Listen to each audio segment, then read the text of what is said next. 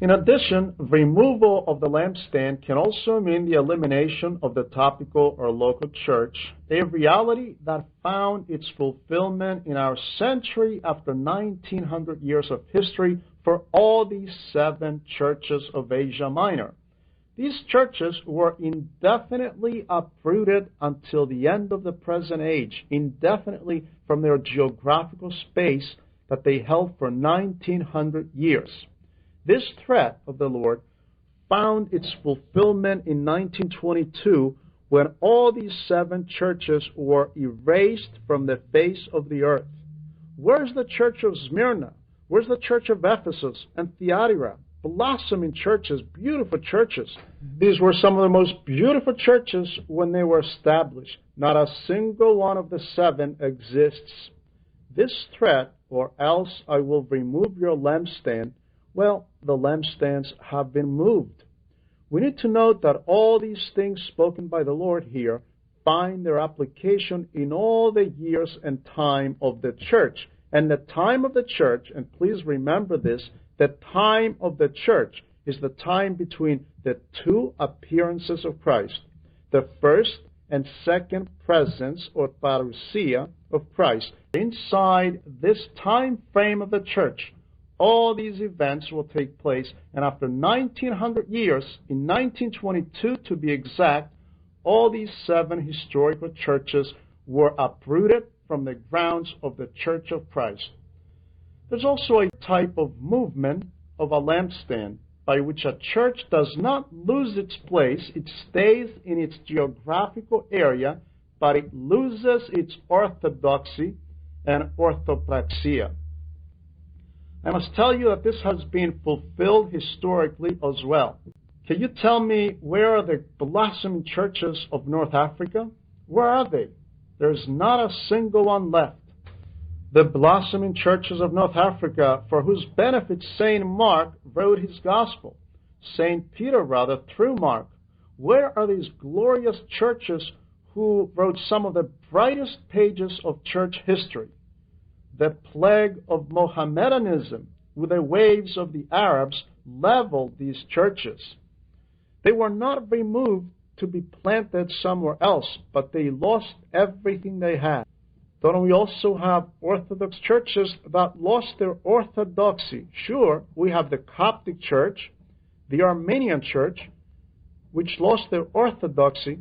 But about the Church of the West? What are the Protestants? What is Rome? To stay in your place as a church and to lose your orthodoxy and orthopraxia, this, I believe, is the worst of all 3 removals of the lampstand that we talked about.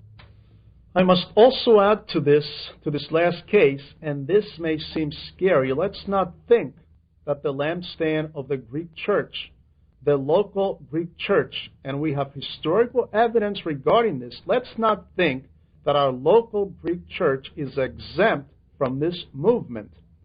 And by this removal of its lampstand, we mean the loss of orthodoxy and orthopraxy, and this because all of us are itching to change and modify the very character of our Orthodox Church, clergy and laity.